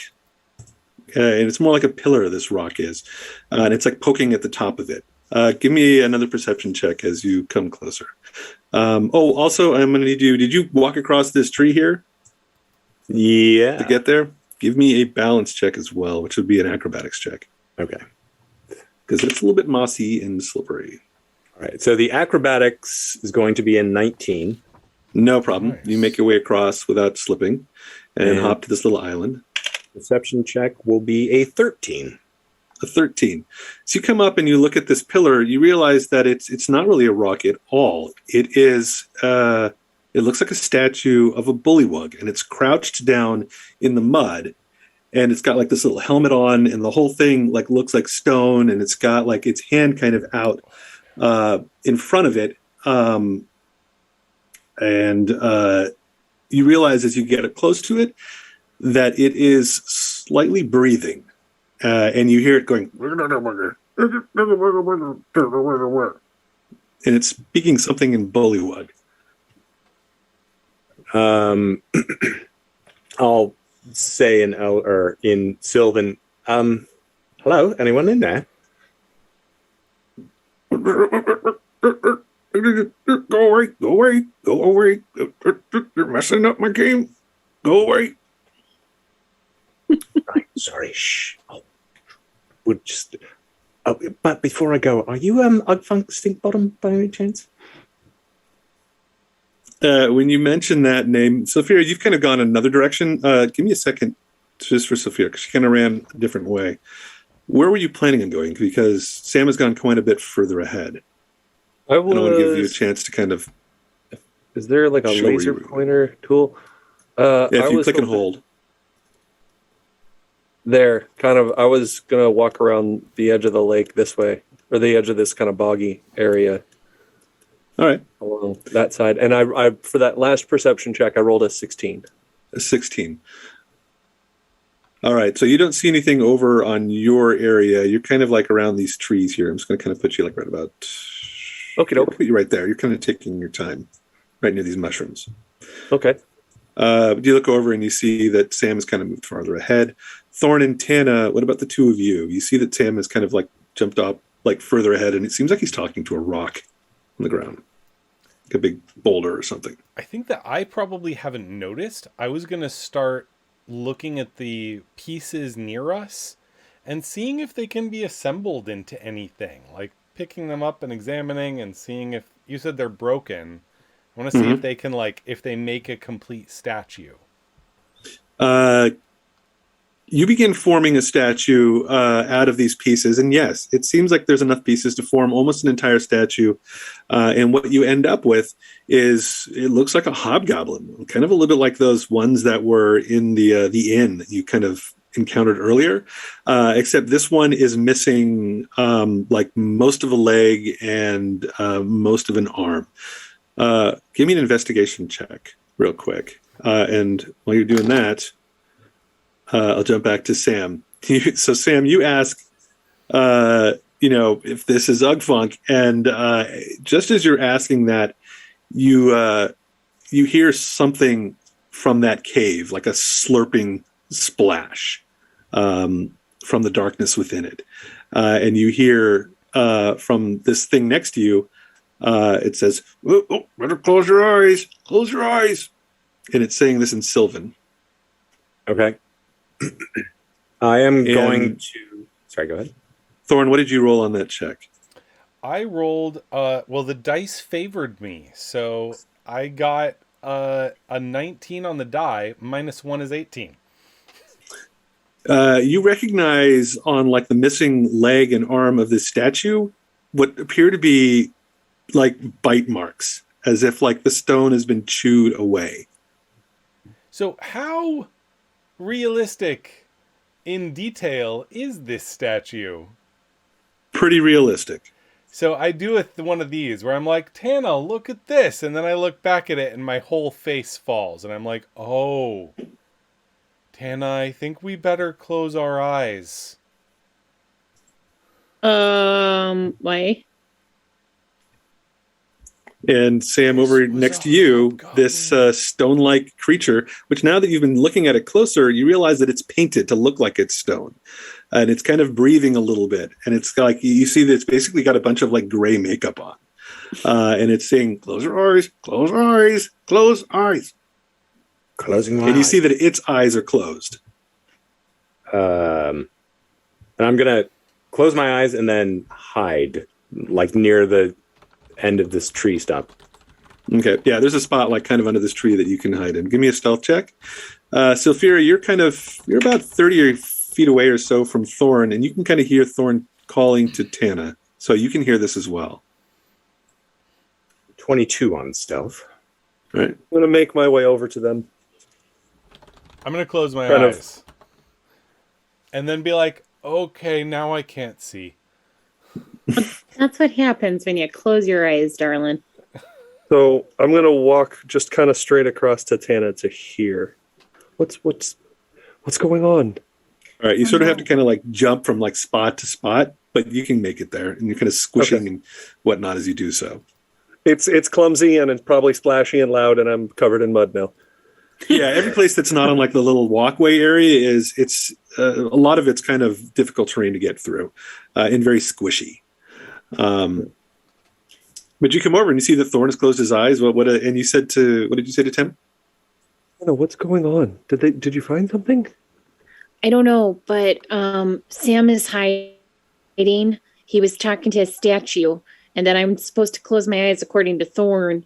But I kind of want to get up here.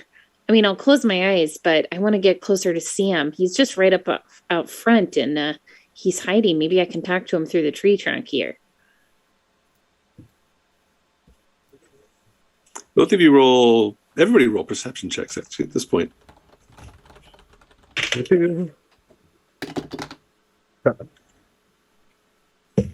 12. 13. 9. What about Sophia? 9. So Sophia, you're probably the only one that doesn't hear this, but Tana, as you're saying this, you hear from over near that cave like a slurping, like sort of gooey sound of something kind of mucking its way through the bog. Do you look over? Do I look over is the question. Did I roll for this? You don't have to. Can I say what I was about to say as Thorn anyway? Yeah. This is not because of what just happened. I was actually about to say this. I'll be like, maybe you don't have to close your eyes, but just, if you hear something, don't look. And then I'm going to cover my eyes like this and look down at the path so I can just follow the path. Okay. I guess I don't look, but gosh, she wants to. And Sophia, you haven't heard this, but you can still hear Thorn saying, if you hear something, don't look. And Thorn is now kind of making his way across towards you by looking at the ground, sort of shielding his eyes. I'm going to look at Thorn, and then instinctively, I'm just going to look around, like scan around. Give me a perception check. Also, can I jump across this like little thing? And if this is a hollowed out log, I want to kind of talk through the log to Sam on the other side. Yes. Let's say that it is. We'll say that it's mostly hollowed out. You kind of look through it, and you can see like there's a hole in the far end. You saw where Sam went to go hide, so like you're pretty sure he's on the far side of this. What did Sophia roll for that perception? So this is either going to be great or awful. I rolled a 22. A 22. All right. So you look around like what is going on, and you see at the far side of this bog, right near the entrance to that cave, something has emerged from it. It's got like 6 or 8 legs. It looks like a giant lizard. There's sort of spikes on the back of it that are like purple and gray. You've never seen an alligator before, but you've heard of them, and you're thinking alligators don't have 8 legs. And here's a picture of it I put it on the map. And you see it just slurping its way through the muck. Oh, kind of, you see it for a second, and then it kind of comes behind like a hill, and you just see the spikes kind of like on the hill, just kind of like, kind of by the hill. You can't quite see the head itself. I'm going to look down and go, is that what I'm not supposed to look at? Is that what I'm not supposed to see? I don't know. I can't see it. It's a giant 8-legged lizard. It's really freaky. Sophia looking up at it again, or no? No, I'm like, I want to, like out of sheer curiosity, I want to, but I'm doing the thing where you're like, All right, so you close your eyes and look like down, no. but you can still hear it. and you can hear like this, like, and all of you at one point you hear like a sort of like growling, sort of like, and then a snapping sound. And Sam, you're on the other side of this tree. You look through the hollow. You see Tana on the far side. Damn! I call through the tree trunk. Thorn is saying we're not supposed to look at the scary thing. Yeah, I got that message from a statue. Can I have my owl just like go up into the sky and literally get a bird's eye view? Yeah, of this thing. Mm-hmm. What do you mean you owl got that flies from up. a statue? Oh, well, I think we found Stinkbottom, and I think he's hunting this thing, and we should let him, as far as I'm concerned. I mean, help if we need to, but he seems to know what he's doing. Oh, good work. Are you trying to keep an eye at all on Stinkbottom himself? Or are you just hiding and just like not looking? Yeah, I will do sort of the same gaze thing to keep my eyes blocked from the direction that the sounds the thing is making are, but I'll be sort of keeping my eye on Stinkbottom to see if I can get any kind of cue from him. All right. There's no cue that you get from him. He's just sort of crouched, like as still as he can be on the end of this little island. And Tana, are you staying where you are? Yeah, I'm just going to stay where I am. I am going to listen, though. You can hear the mud kind of slurp, slurp, slurp, slurp as this thing is moving closer. What about Thorn and Sulfira? Have I ever heard stories of creatures like this? Does this match anything? Can I roll like... Roll an Arcana check for me. Could I use my stories and ballads and epics proficiency? Did you say ethics? Yeah, epics. Roll ethics. Ethical messages in many of the old stories. I think you said epics, and it sounded like ethics, and I was like, what? This is all sorts of wrong. This is all sorts of Roll, go ahead and roll. Okay. Intelligence, I'm guessing? Yeah, this would be an intelligence thing. All right. That's going to be a 16. A 16, I mean, you've heard of legendary monsters. You've heard of, and you haven't seen this thing. So as somebody, I think Sulfira described it, right? Said that it had like a bunch of legs and spikes. And it reminds you of the stories you've heard of the basilisk. All right. I will say to Legendary Sulfira, basilisk. that might be a basilisk. Whispering, because I'm blinding myself. You know. Have I heard of anything like that in religion? It's like a stage whisper. Is it like a stage whisper loud enough for like Sam to hear? Probably. 30 feet away. Thorn's idea of a whisper is not everybody's idea of a whisper. That basso rumble really carries. Yeah. Would I have heard of a basilisk or know what it is from any Roll context? intelligence check too. Okay. Do. No, stay in the tray. 17? You've heard Thorn's story of the basilisk before, but that's it. So, like, you remember Thorn telling you about this and how, like, you know, his story about a basilisk that destroyed, you know, a group of heroes and, you know, ate their petrified bones. And, like, it's one of these terrible stories where you're all going to die. God. Oh, God. Wait, I don't have any Sulfira, spells. Oh, no. do you have any cupcakes? If I've learned anything from the stories of basilisks, it's that they're vulnerable to cupcakes. Cupcakes? Oh, no. I think I gave it to Sam. That's Oh, how no. Robin defeats it in the end, remember? Oh, what? He lures it Who? with a cupcake. Wait, maybe I'm getting my stories mixed up. Are they the ones that breathe fire? Please tell me this doesn't breathe fire. I don't know. I'm all confused. No, Thorn, you're not helping. Hannah, what's going on? Thorn, you know that basilisks, if you meet their gaze, that they can turn you to stone. Oh, I remembered something. Just don't look at its eyes. Whatever you do. Go ahead for Tana. I have a Swiss Army knife. Can I, like, if it's reflective enough, try to kind of like look through its surface around? Roll a perception check. Roll a perception check and roll it with disadvantage for it being a Swiss Army knife. It's clever, like hey. this big. I was gonna put a pocket Like, mirror in here, and I thought I had. Commando Tana over here. Yeah, Commando Tana. Commando Tana. She's over there like Rambo. I also have a spork. I did put Tanbo. Oh, thanks. She's Tanbo. You also, would you say you also have a spork? I have a spork. I could just be like, Of course you have a spork. You have a spork, but you're holding it like the convex side out, and it just looks huge. what was this? A perception at disadvantage? Yeah, perception. A at 9, disadvantage. Rob. A 9. So you catch a glimpse of something, you know, you can't really see it, but at one point you see like beyond like this little island where you see the rock that you are certain now is Ugfunk in disguise.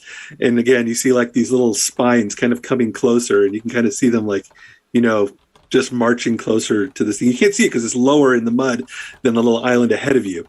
And then just as like it's about to come up over the edge of the island at Ugfunk, you sort of like lose your angle on your knife, and you lose track of it.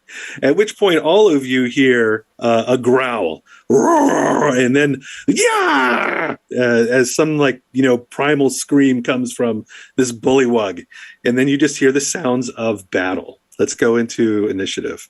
Ooh. Oh boy. Oh boy. Oh boy. Time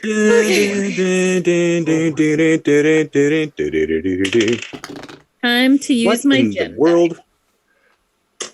He's Carmen San Diego. All right, that die does not like me tonight. No, Let's try these guys. it was such a pretty dice. Why does it fail me? That's a 1. +2. I got All right, 1 second. Ooh, ouch. That's rough, Callie. I don't know.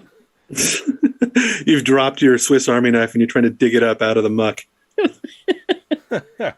I got a 13.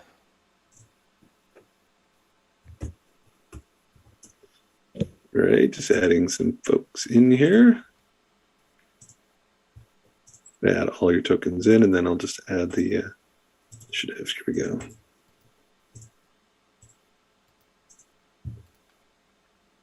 So I actually don't remember what this dice is made out of, but I got it from you, Brandon. You sent it It is ruby for zoisite. Christmas. What is it? Ruby Zoisite. Ruby zoisite. It's so Mhm. gorgeous. So pretty. I wonder if I could It's, make this thing focus on it. The red veins are actually a family of ruby as well. Oh my god. So So cool. it's not just the nickname Ruby Zoisite. It's actually related to rubies. And I think Oh, it's cool. yeah, I forget I forget like what the composite of the stone is, like what causes it. But anyway, I'm glad you like them. Yay. I love them. I think they're gorgeous. All right, what was the initiative for Sam again? 7. 7. Tana was 2 or 3? 3. 3. Sylphira, 6. 6. Thorn, 13, I think. 13. All right. First one to go is going to be Ugfunk. As you hear die in Sylvan, and this just the sounds of combat, and then grunting. And that is not the best roll. Oops, gotta roll again. You have no idea what's going on up there. Thorn, you're up. Oh my god. What do I hear? There's some sort of... It sounds like a fight, like somebody shuffling around. You can hear like a growling from some sort of creature, and then you can hear a bullywug just going, and just like, the sounds of mud flinging around. All right. I say, it's attacking. And then I just close my eyes and charge straight at the sound. Give me an acrobatics check at disadvantage. Blind barbarian. Okay, there it is. There it is. That's a 3. That's a 3. All right, so you go charging in the direction you think this is. You go right down into the bog and just go face first, like, poof. And you fall over right into it, and just like you just do like a mud angel, like face first into this stuff. And you're pretty much like about this point, kind of pulling yourself up. You're not quite sure where you are at this point because you just went like face down into the mud, and like you're trying to get it out of your eyes and your ears. Whether or not you want to look, to see is up to you.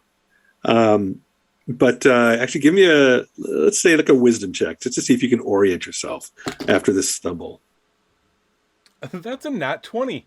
Go figure. So you can still hear them like straight ahead, and you, luckily enough, stumble up onto like another island out of the mud. But that's about as far as you get this round. Okay. Sam, unless you want to do something, do you have any bonus actions or anything for Thorn? I'll shout, Sam, you got this, and I'm gonna throw him a bardic inspiration. All right.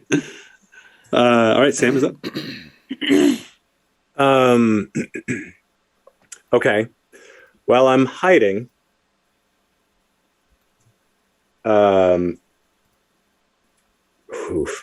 It's right there, but it's focused. Yeah, you can kind of see like I'm assuming you've averted your eyes, but you saw like spikes, and like sort of scaly arms and a little bit of a creature attacking Ugfunk.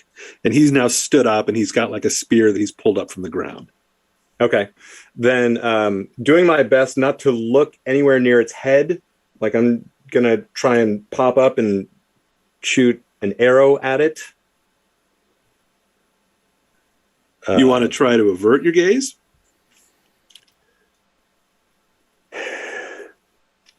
I mean... You'll be attacking at disadvantage, basically. But I'm hiding, so I have advantage, so it evens out. So it evens out. But then would I still get my sneak attack if that happened? No. Okay, well then, screw it. I'm looking at it and I'm shooting it. All right, roll to hit. How's about a 14? That's unfortunately does not hit. The Okay. bounces right off of its scaly hide. Okay, and then That was with advantage, huh? that was with advantage. I'm not doing well tonight. Then I'm going to jump up on the log and run back across and try and hide over on this other side. All right. So when you shoot this thing, like when the arrow hits it, it sort of as a reaction, like looks at you like, what was that? Give me a Constitution saving throw, but we'll roll it with advantage because it only just sort of glanced at you and like you'd sort of caught it by surprise. Con save 18. 18. All right. So you feel this like chill just go through you, and like your body for a moment you feel almost paralyzed with fear. But you realize then it's not really fear. Like it's like you've woken up in the night and you've got body paralysis. But then you manage to sort of shake it off and you can move. And then you run back across to the other side. Mm-hmm. Give me an acrobatics check if you're using the log because that's slippery still. How about a 13? That's good enough. Okay. Make your way back across. And then is that it bonus for you? action hide. All right. Then you jump back behind it. Roll that hide check and keep it in mind. Got it. Sylphira. Okay. I'm going to hear the noise, and this is what I'm going to do. I'm going to do the splitting the fingers thing, and I'm going to try to peer through just until I get a glimpse of the creature. And then I'm going to cast a spell at it. All right. You glance at it, and what spell do you cast? So I'm just kind of pointing vaguely in its direction, and I'm casting second level sleep. All right. Roll the damage. And is there a radius on that? It's a 20-foot radius. Okay. Yep, I knew what I was doing. Was that you, Rob, measuring the distance to me? That was. Well, I was. Yeah. Okay. Shit. It's not going to put him asleep, is it? It's not going to knock my buddy out. No, I was thinking that it was going to knock Ugfunk out, probably, and most likely that. You know what? We'll see if this works. I'm sorry. I've got a pretty. How many hit points? I don't What are think you Thorn's hit can points? knock Thorn to sleep. It would be unlikely with the number of dice you're rolling. Yeah, he's rolling it at second level though, so it's not. It's Still have to roll 78, well. I think. I've got It's a lot of 30 hit points. 30. Okay.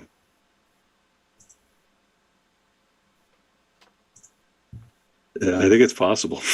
27. 27. All right. You look over there, you cast this spell just like with a brief glance, and you catch like a good look at it through like your fingers. And you can see this thing. It's got like 8 legs and spikes, and it's like, sort of like purplish horns, and you see its eyes are kind of glowing at the moment. Doesn't seem to be focused on you, and there's no effect on you, at least none that you feel. You cast your sleep spell though, and it goes off. You see sort of like this little, dust kind of fill the air when you cast it, but nothing happens to anybody over there. The basilisk doesn't go to sleep, neither does Ugfunk, nor does Thorn. Any movement or anything else? Risky as hell. You seem okay. I mean, you kind of looked at this thing. Thorn told you not to look at it, but you did. Okay. Feel okay. 20, 25, 30. Can I get behind this tree up here? Yes. And then kind of like back to the tree, but like ear over the shoulder so I can kind of hear what's going on. Yes. And oh boy. Oh boy.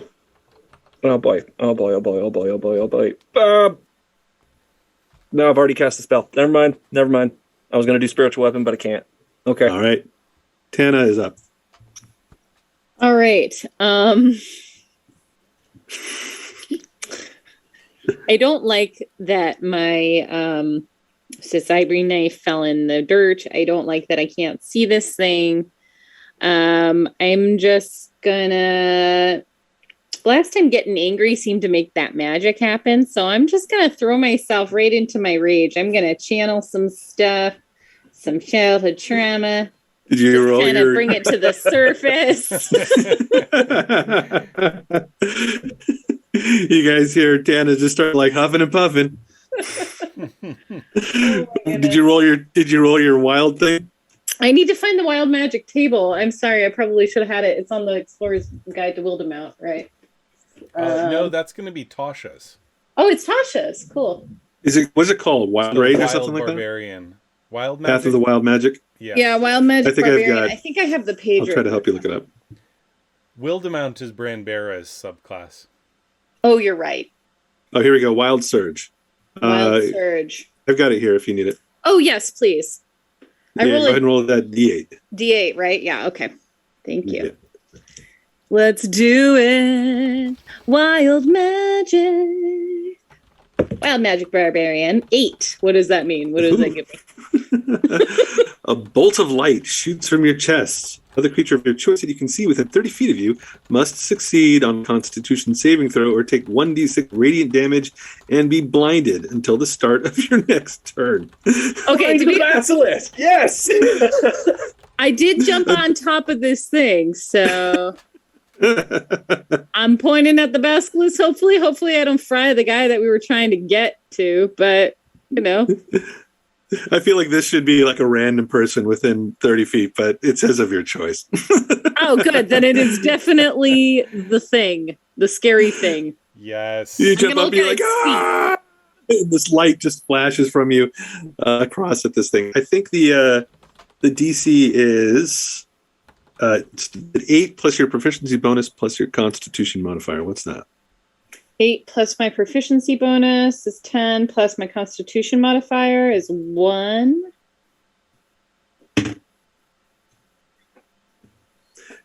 All right. So You jump up, this light flashes from you, crosses the distance to this basilisk, and as you're like looking at it, its eyes flash towards you, and there's like this sort of moment where like these two lights like hit each other, and there's like this flash in the middle of the air, and you just see sort of like particles kind of floating. You don't know what happened, but it doesn't seem as if it's been blinded.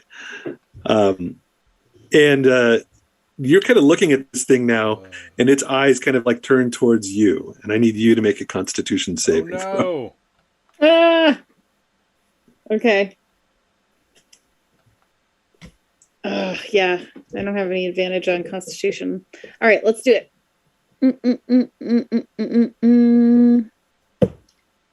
Oh, yes, 18. 18. All right. So for a second, you feel like its eyes sort of boring into you, but you manage to like shut your own eyes and withstand whatever power it has. That was just a bonus action and a little bit of move. What else are you doing in this round? Let's see. 5, 10, 15. I'm going to run up to it and I'm going to attack it. All right. Make an acrobatics check too as you go across the log. Okay. My acrobatics check is... Oof, that's not great. That is 6. That is a 6. You get about halfway across the log and you go right off the side. Ah, son of a gun. Let me see which side you go off on. Oh, okay. Yeah, let me know. You go off to the left. You land right where you are, like on the ground there. Luckily, you don't go into the mud, so you can actually continue moving. You can jump off this area, scramble up, and continue on. Okay, cool. Can I use my second attack since I have dual wield? Or no? No, because you had to use your bonus action for your rage. So one attack this round. Oh, that's right. Yes. Okay. Thank you. What'd you get? Well, that was it. Right? We get one attack. Because the rage I get one attack. The rage is your bonus. That light was from the rage, and then you get your regular attack. My regular attack. It's not good. It's a 7. A 7. Yeah, you come in. Just maybe you're trying to not look at this thing at the same time as you're stabbing at it, and you just don't connect. Yeah. Are you going to close your eyes at this point, or just keep bare knuckling it, or what? Can I look at its feet, like its toes? Maybe. You'd have to. If you avert your eyes, you're going to be basically at disadvantage. Okay. So it depends on if you do that. Either close your eyes or look, away from it. You'll be at disadvantage to attack, but you won't have to make that saving throw.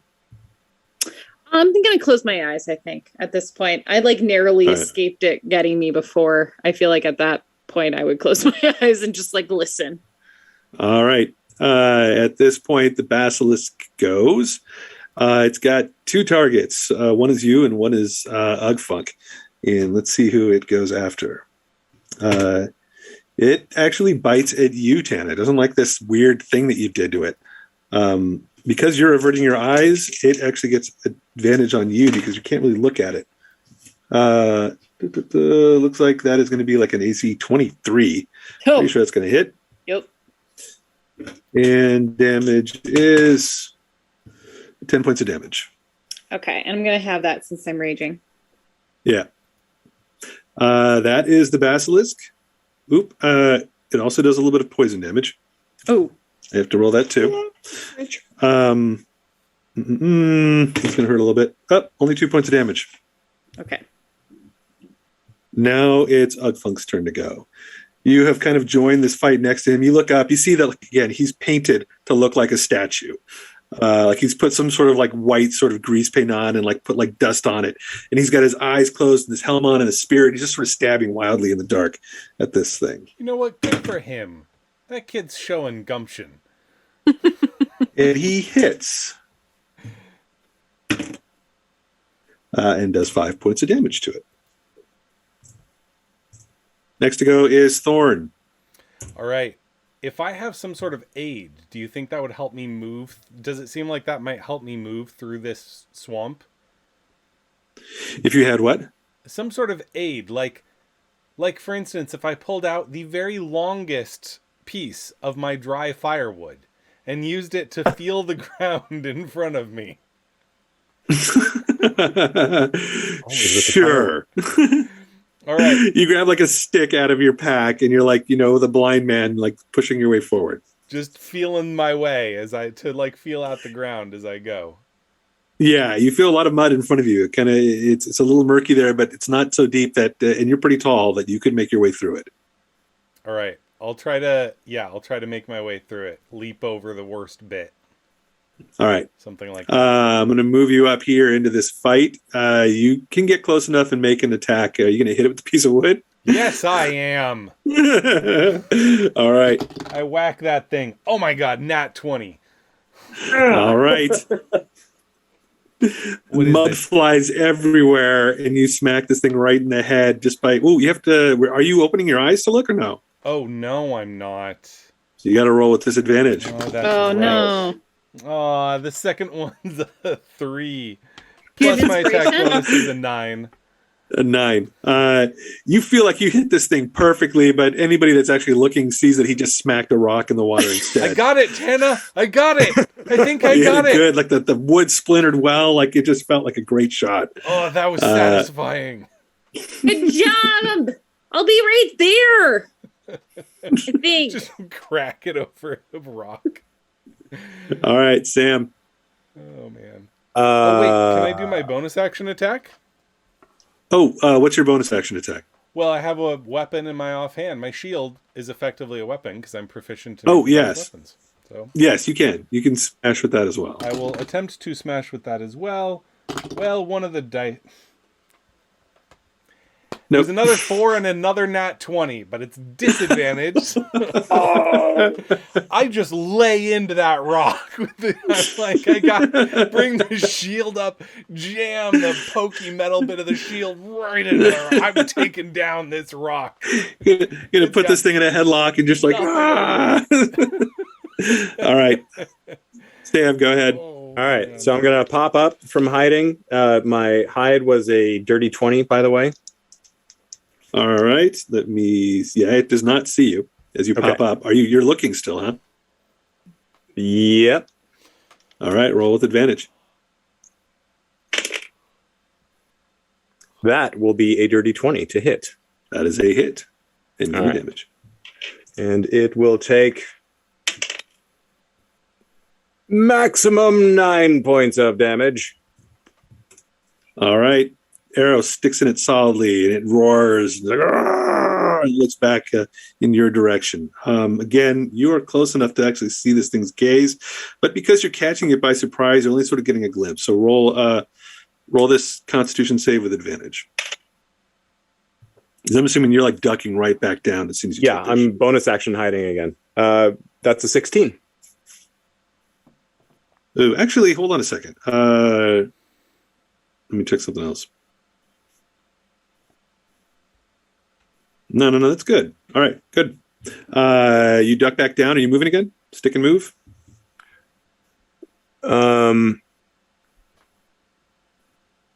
Not this time. All right. Still figure out.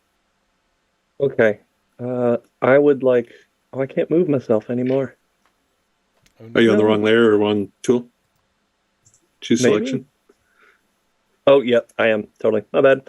I would like to see if I can make it to here, but like kind of crouch down, like with it out of my field of vision, but like so I can hear it on one side of me. Is that possible? Let me see what that distance is, because you're going through muck. You can only go to about... your movement speed is 30, right? Yes, there's fine. Yeah, you can. That's about as far as you can go as you're wading through the pond and muck. Okay. While I'm doing that, I'm going to clutch my holy symbol and I'm going to keep my head down and I'm going to whisper a quiet prayer to Seluna and say, Seluna, please help us. We need your blessing. And second level bless for everybody. Right. For everybody? Does that get everybody? It gets all of us, but it does not get Ugfunk, though I could target Ugfunk if I wanted to. And you know what? I think I will. So all of them. Everybody else will get a D4 to any attack or save. Yes. Alrighty. Okay, Tana, you're up. All right.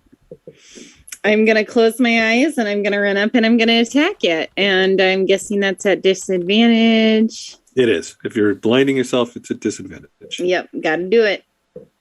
Where's my... Let's see who does better. The plastic dice, the resin dice, or the ruby zoyite?